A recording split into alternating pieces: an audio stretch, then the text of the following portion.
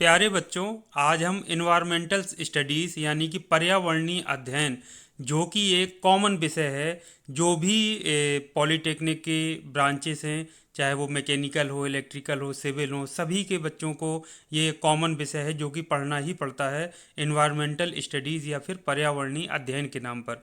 तो बच्चों, आज हम इस विषय का पूरा प्रारूप देखेंगे, क्वेश्चन पेपर का फॉर्मेट कैसा रहता है, उसमें किस तरीके के प्रश्न पूछे जाते हैं जिनकी आपको तैयारी करना है, और वो कौन कौन सी बातें हैं जो पेपर हिंदी और अंग्रेजी में रहता है, तो उनमें कौन कौन सी बातें हैं जो आपको ध्यान रखना है पढ़ाई करते समय।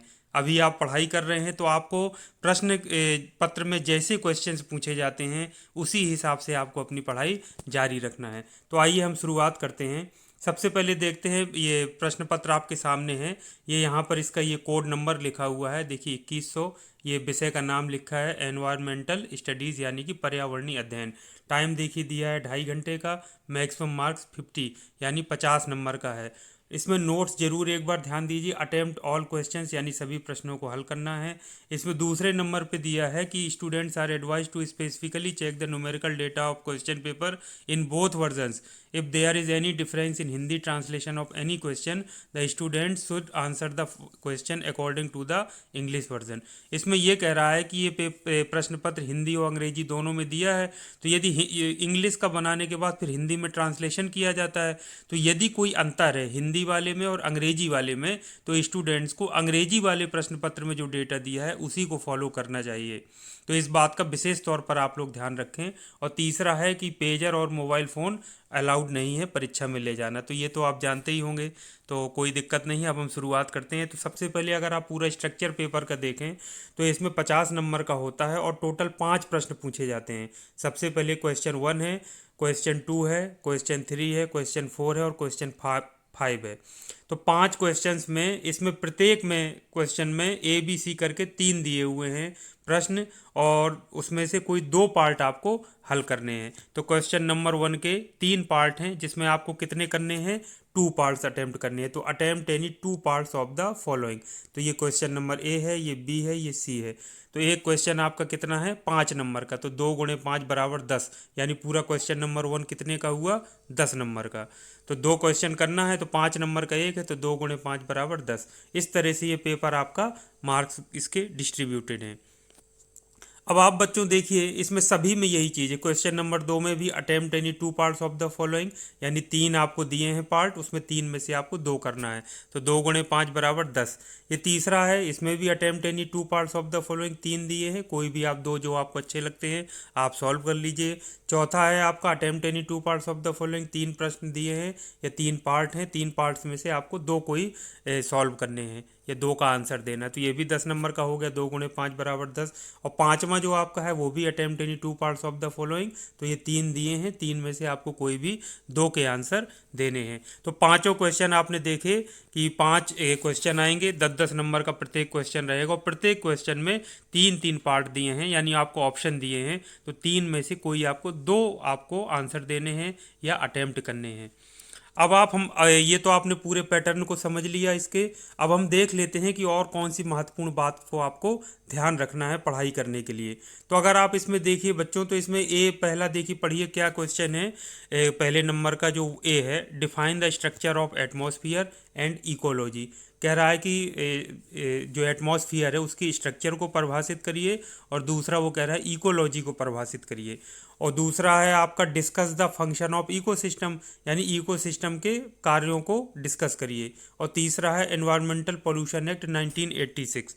तो ये 3 प्रश्न पूछे हैं बच्चों। तो अगर आप ध्यान से देखें तो जब हिंदी में इसका ट्रांसलेशन आएगा, तो जैसे इकोलॉजी को कहते हैं पारिस्थितिकी, ठीक है बच्चों। और इसी तरह से जो दूसरा है discuss the function of ecosystem, ecosystem को कहते हैं पारिस्थितिकी तंत्र या पारितंत्र, ये बोला जाता है। तो अब आप बच्चों एक चीज़ ध्यान देखिए, तो क्वेश्चन नंबर 1 को हम देखते हैं हिंदी में ट्रांसलेशन किस तरह से किया गया है, ये आप देखिए।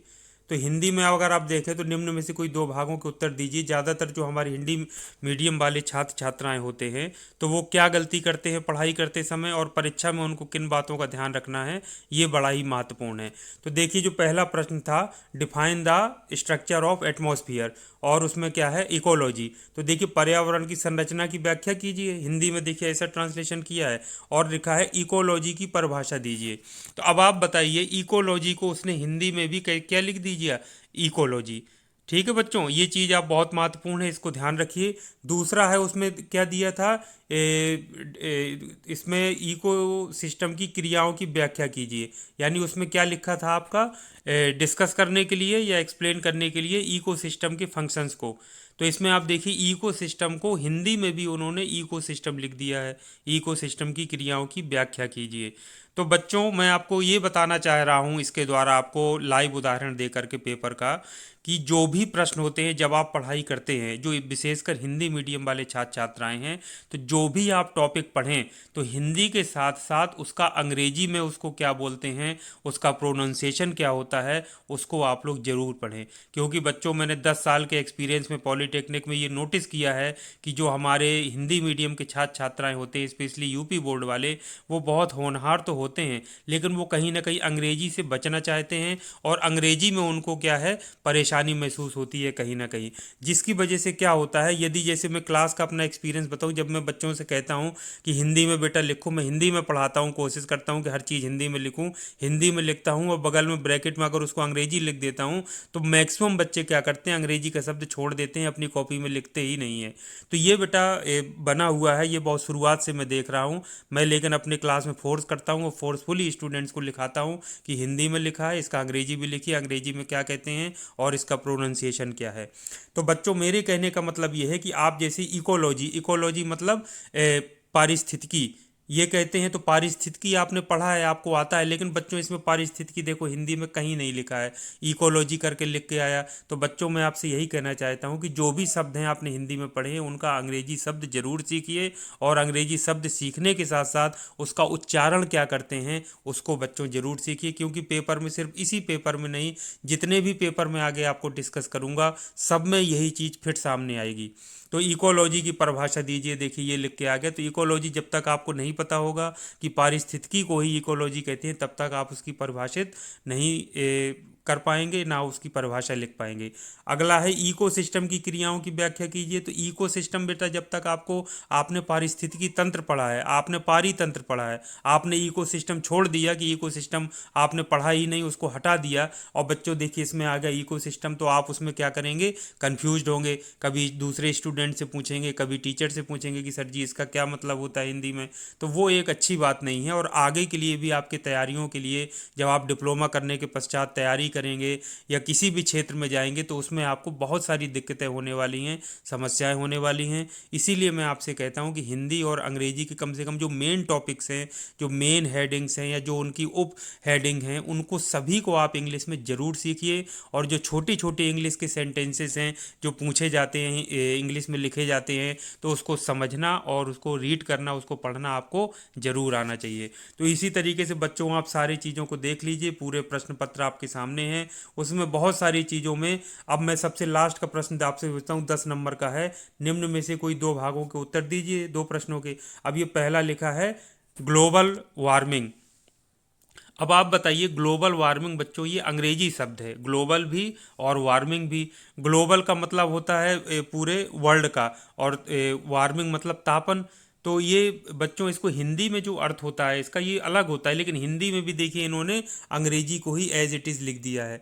इसी तरीके से ग्रीन हाउस प्रभाव जो होता है बच्चों, हिंदी में उसको कहते हैं हरित गृह प्रभाव, हरित गृह प्रभाव, और अंग्रेजी में ग्रीन हाउस इफेक्ट कहते हैं। तो देखो इसमें बच्चों लिखा है ग्रीन हाउस का प्रभाव। अब तीसरा है ग्रीन बिल्डिंग, से आप क्या समझते हैं, तो इसमें ग्रीन बिल्डिंग का देखिए ग्रीन बिल्डिंग्स ही लिख दिया है, इसमें और कोई इसको नाम नहीं दिया है। तो बच्चों ऐसे कई उदाहरण मिल जाएंगे पूरे के पूरे, जो इनको आप आसानी से देख सकते हैं कि अंग्रेजी के जो शब्द होते हैं उनको एज इट इज़ हिंदी में ही लिख करके हिंदी वाले उसमें पार्ट में पूछ लिया जाता है। तो बच्चों इस बात का विशेष ध्यान रखिए।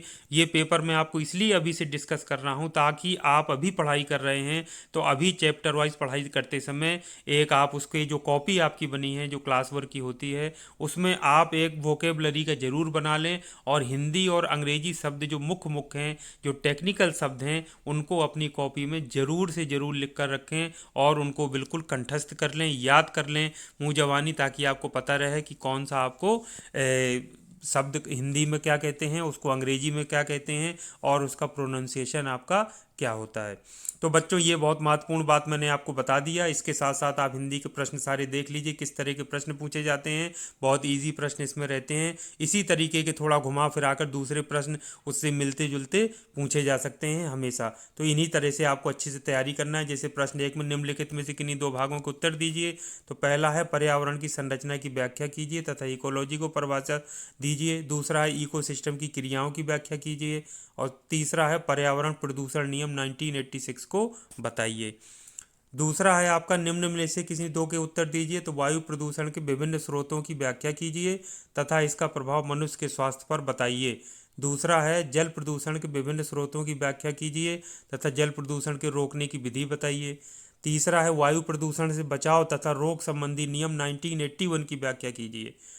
अब प्रश्न तीसरे पर आ जाते हैं। निम्न में से किन्हीं 2 भागों को उत्तर दीजिए। अम्ल वर्षा क्या है, इसका प्रभाव मनुष्य तथा कृषि पर बताइए। Very good. बा है इसका जल प्रदूषण की व्याख्या कीजिए तथा इसका प्रभाव मनुष्य के स्वास्थ्य तथा जानवरों पर बताइए। तीसरा है आपका मृदा प्रदूषण के स्रोतों को बताइए तथा ठोस अपद्रव्य के रूप में इसके प्रभाव को बताइए। ये आपका तीसरा प्रश्न के 3 ऑप्शन थे, तीनों मैंने आपको बता दिए। चौथा आपका है 2 भागों को उत्तर देना है। ए है इसमें जल प्रदूषण से बचाव तथा रोग संबंधी नियम 1974 की व्याख्या कीजिए। अगला है ओजोन का निर्माण कैसे होता है तथा पर्यावरण में 6 रिक्तीकरण को समझाइए। 6 रिक्तीकरण मतलब ओजोन डिप्लीशन, यानी कि ओजोन की परत जो अपक्षय हो रहा है उसका, उसके बारे में पूछ रहा है। तो बच्चों ये भी एक महत्वपूर्ण चीज़ है कि जो हिंदी के शब्द ही कई बार इतने कठिन लिख दिया जाता है कि वो समझना और उसको वो करना भी काफ़ी मुश्किल हो जाता है। तो उसकी बजाय आप ध्यान ज़्यादा दीजिए इंग्लिश वाले पर कि इंग्लिश का शब्द उसके साथ ज़रूर आप उसको नोट करिए और उसको कंठस्थ करिए। अगला है सी ध्वनि प्रदूषण के स्रोतों को बताइए तथा किन विधियों से ध्वनि प्रदूषण कम किया जा सकता है। ये देखिए ध्वनि प्रदूषण वाला एक प्रश्न आ गया। और 5वां आपको मैंने बता ही दिया है कि किन्हीं 2 भागों को उत्तर देना है। पहला आपको ग्लोबल वार्मिंग के बारे में लिखना है। 2 बी है आपका ग्रीन हाउस के प्रभाव को आपको बताना है, ग्रीन हाउस इफेक्ट क्या होता है। और सी है ग्रीन बिल्डिंग से आप क्या समझते हैं, इसके बारे में बताना है। तो बच्चों आपने पूरा सिलेबस यदि अच्छे से पढ़ा है, अच्छे से तैयारी की है और जो मैंने आपको बातें बताई हैं उन बिंदुओं को आप ध्यान रखते हुए पढ़ाई करेंगे, प्रश्नों के उत्तर देंगे, पूरे पेपर के पैटर्न को समझ लेंगे, अपने सिलेबस को अच्छे से पढ़ लेंगे, समझ लेंगे, तो आपके बहुत अच्छे मार्क्स आएंगे। 50 में से आप 40 से ऊपर मार्क्स इसमें ला सकते हैं। इसको अच्छे तरीके से लिख करके एक्सप्लेन करके, इसके साथ साथ आपका जो ज्ञान अर्जन होगा, जो आप नॉलेज प्राप्त करेंगे, वो कहीं ना कहीं आगे आपको किसी न किसी रूप में काम जरूर आएगा। तो ये था आज का मेरा महत्वपूर्ण वीडियो क्वेश्चन पेपर डिस्कशन का। आज हमने डिस्कस किया एनवायरमेंटल स्टडीज़ यानी पर्यावरणीय अध्ययन के प्रश्न पत्र को NSQF के सिलेबस के अकॉर्डिंग। तो बच्चों आज के लिए इतना काफ़ी है। नेक्स्ट वीडियो में फिर इसी तरीके की उपयोगी पेपर डिस्कशन के साथ मैं आप लोगों के सामने उपस्थित रहूँगा। तब तक के लिए थैंक यू वेरी मच। आपका दिन शुभ हो।